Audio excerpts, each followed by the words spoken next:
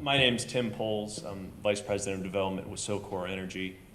For those of you who don't know SoCore, never heard of SoCore, we are a developer, owner, operator of solar energy projects throughout the U.S. I think we're in about 21 states currently. We develop everything from 500 kilovolt rooftop projects for large commercial and industrial customers to utility scale projects for independently owned utilities, or investor-owned utilities rather, and everything really in between. But for a good part of my career in the renewable energy industry, I did develop wind energy projects, and I did quite a few of them here in Nebraska. So I'm going to talk a little bit about how solar development and the considerations that should be taken into account differ from those that should be considered for wind. In general, the two are very similar, but there are a few instances where solar, I believe, deserves somewhat different consideration than wind. Just skip over this. The only thing I didn't mention about SoCore is we are a wholly owned subsidiary of Edison International, which is, of course, one of the larger energy holding companies in the U.S. Am I going backwards? Down, forward, or side to side? Gotcha. Okay. So with wind, you have lots of different moving parts. You have lots of different things to consider. You have 500-foot tall wind turbines to figure out how to fit into a box that's chopped up by various setbacks. Solar is somewhat different. You still have many of the same considerations when siting a solar project that you do with wind, but let's be honest, it's a little bit easier. I've heard somebody quip that siting a solar project is more like siting a Starbucks than it is like siting a wind energy project. I don't think it's quite that easy, but I do believe that it is an order of magnitude easier than siting a wind energy project. So when we're looking at siting a solar project, we're looking at a few different things right off the top before we even step foot on a piece of ground. We obviously want to do some investigation into the local zoning requirements. Do they have a solar zoning ordinance? Is it permitted use? Is it a conditional use? Or have they just not considered solar at all? Are they trying to use a wind ordinance to site solar projects? We also look at things like the presence of wetlands, access to the transmission distribution system, because of course you have to have a way to get the power to market, proximity to residences, which goes directly to visibility of the project and whether or not we're going to have any concerns with aesthetics, insolation, which is just a different way of saying solar irradiance. Site grade is one that you may not consider as much with wind projects that you will with solar, especially with single axis tracking arrays, which are becoming, I think, more and more widely used, especially here in the Midwest, is that they can only tolerate a certain amount of grade change over the property. And so you want a nice flat site to the best of your ability. Of course, finding a flat site with no wetlands is another thing. And then you have these same considerations here at the end with solar that you do with wind, archaeological and other historic sensitivities and endangered species, as well as floodplain considerations. So now that I've kind of highlighted a little bit on what we look for when we look to site a solar project, I'll talk a little bit about my experience in how communities have handled solar development. Solar is a bit newer to most communities that we enter than wind is. The other key difference with solar to consider is that it's highly scalable. So generally, solar projects can range from anything from a 50 kW rooftop array to a 500 megawatt utility scale project in the desert somewhere. And yet communities have to consider many of those projects under the same zoning requirements. And I'll also say that as the scale of these projects is smaller or larger, you tend to deal with different zoning entities as well. So for smaller projects, you're more likely going to try to locate them closer to the load, which means you're going to be closer to population centers, towns, municipalities. And so you may be dealing with a municipality or a township as opposed to a county when you're dealing with solar projects, as opposed to almost exclusively with counties when you're setting wind projects. So these are, I would say, the most often used mechanisms to cite solar projects or to zone solar projects. You have what we call a permitted use. In other words, where the town or the county has said that solar projects are expressly permitted within a given zone within that geography. And some of the pros with this approach is that the developer knows right off the bat where he can put these facilities within the community. There's already been a determination that this land use is consistent with the other land uses in the area and that it's not injurious to the health, safety, or general welfare of the public. Some of the cons that we might consider with this sort of approach is that a lot of times the ordinances that are drafted for these permitted use arrangements are fairly vague. There's not a whole lot of opportunity for formal approval through the process. There's not necessarily defined regulations on how these facilities are sited. So when you get to the end of the road, you don't always have a very clear paper trail of how you got there. And it's a compact process. You can get through it fairly quickly, but the question is, at the end of the day, when you go to finance this project, do you have enough to establish that you've in fact met the requirements of the zoning ordinance? Conditional or special use is more typically what you would see, as Tom explained, for a large wind project. We do see this same approach for solar projects as well. Typically, you're going to have a county or a zoning body who has determined that these facilities, these solar facilities, can be sited and are consistent with health or consistent with the other land uses in the area, subject to certain stipulations. So you have to prove that you've met certain stipulations in order to be granted a permit. Throughout that process, there's usually a well-defined hearing process, an opportunity for public comment. There's a definitive point at which you have been basically awarded or not awarded a conditional use permit, so it does generate a paper trail. Some of the cons associated with this sort of zoning approach is that it can be a fairly protracted process depending on whether or not you have opposition to the project. There are multiple opportunities along the way for political interests to interject themselves. And so you don't always have the clear-cut, objective kind of process that gives developers the certainty that they sometimes look for when committing resources to an area. And the last one I've put on here is somewhat unique, at least in my experience, to solar projects. We've run into it in several different municipalities and townships. I haven't run into it yet with a utility scale solar project, but communities sometimes use what's called an interim use permit.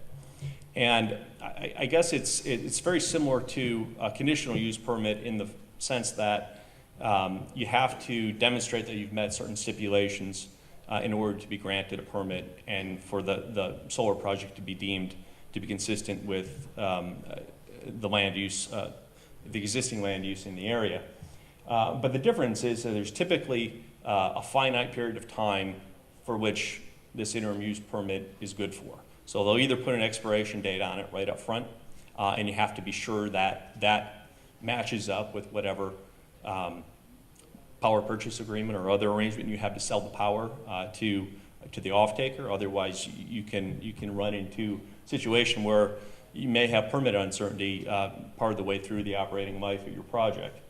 The other thing is that these sorts of permits can be subject to political risk. And what I mean by political risk is that you get granted an interim use permit. It doesn't necessarily have a finite amount of time associated with it, but it's subject to zoning changes. So just because you were granted a permit by the board that approved your project doesn't mean that a subsequent board that becomes elected or is appointed can't change the zoning, and basically suddenly your project is no longer zoned, or it's no longer basically permitted correctly. And so these sorts of arrangements can be extremely problematic, as you can imagine. When you go to finance a project like this, you have no way of proving to your lenders that that is not going to happen, kind of that worst case scenario is not going to happen. Yet when you go to the zoning body and you try to explain this to them, they say, hey, don't worry about it. That's never happened before.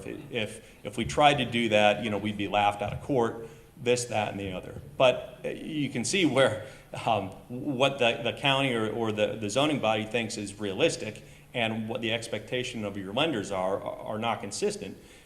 You're not going to get financing for that project. So it's something that's popped up more often with community solar projects, smaller projects closer to population centers. But it is one that I wanted to highlight is something that if you're considering zoning ordinances to steer clear of. So, we've talked about different ways a zoning body can deal with solar projects in their community. Just want to highlight a few things on what I believe make for the most efficient zoning process possible, and that's going to set you up for, I think, success when it comes to both getting projects permitted and protecting the interests of the general public. So zoning requirements that provide a well-balanced, defined, and objective process for approval are key.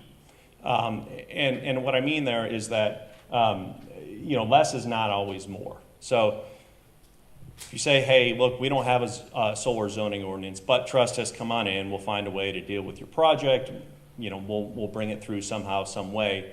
That can turn into something much different after you've put the resources to develop a project and when you're ready to bring it to a zoning body, going without knowing exactly what they're going to require you or what the process is going to look like. If opposition turns up, can turn into a very drawn out, lengthy process. And so developers like to see a very well-defined, scripted process, not unlike Tom talked about for wind, that have objective criteria that you have to meet. Generates a paper trail for financing and it gives the developer certainty on exactly what they have to do.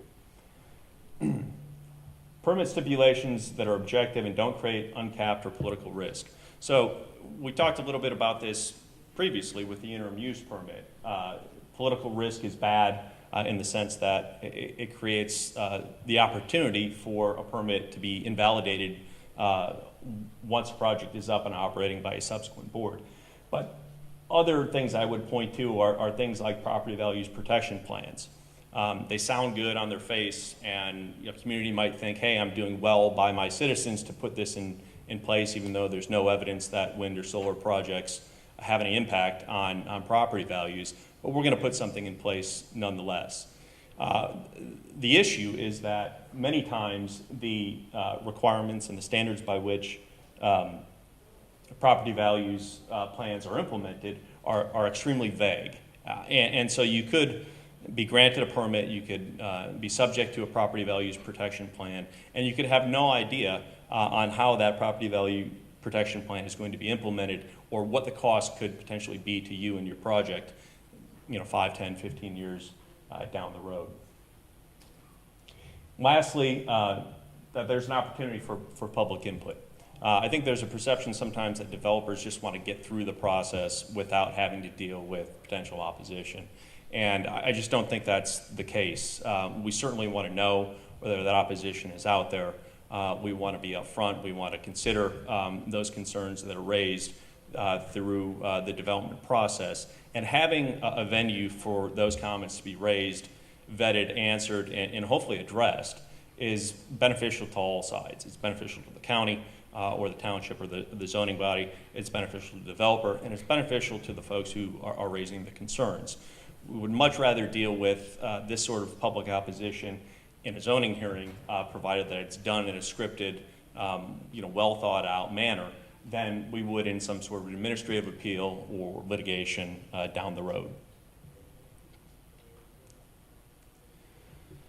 So I talked at the beginning how solar projects are much the same, but do deserve some special considerations apart from wind.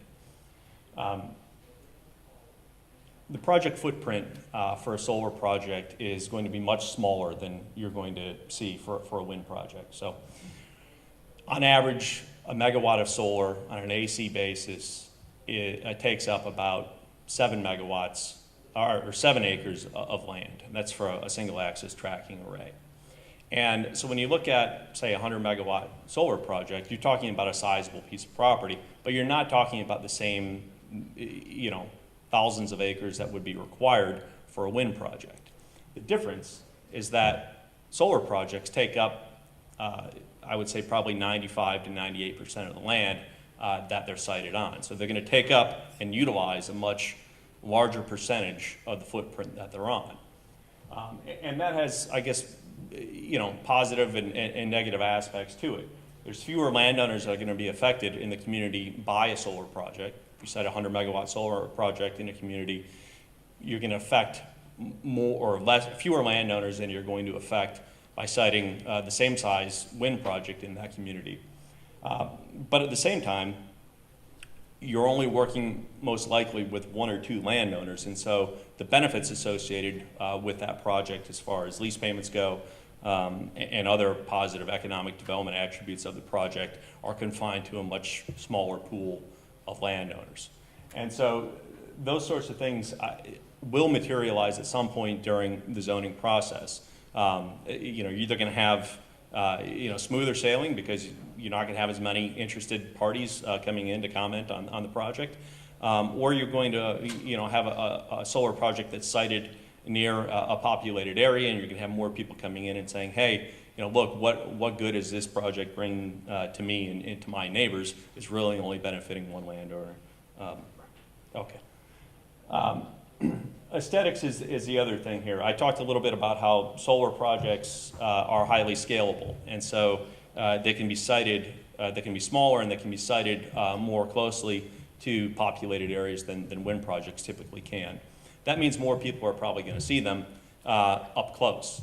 However, once you get a certain distance from a solar project, you're no longer going to see it because you have equipment that's most likely 13 to 15 feet tall at the most, as opposed to a 500-foot tall tower. In addition, you can screen a solar project, and so many times what we'll see in solar zoning ordinances are requirements for screening, planting of shrubbery or evergreens around the perimeter of the project to hide the project. Glare is something that you have to consider, or is oftentimes considered with solar projects as well. That's obviously not considered with wind. Solar projects aren't going to generate a lot of noise. They're not going to, you're not going to have to be sensitive about a solar, array falling over as you might with a wind turbine. But you do have to consider whether or not they're going to cast any glare on the adjacent properties. And so oftentimes in solar zoning ordinances, you do see a requirement for glare analysis. And finally, setbacks associated with solar projects are typically much smaller, obviously, than you would expect for a wind project. You can site right up to a property line typically. You don't have to necessarily set them back from occupied dwellings or property lines. You don't have concerns with noise, as I said, or with a solar array falling over. And so when you consider adopting regulations for solar projects, you should consider some of these issues when you're putting together your ordinance and whether you're putting together your requirements. That's all I have. Thank you.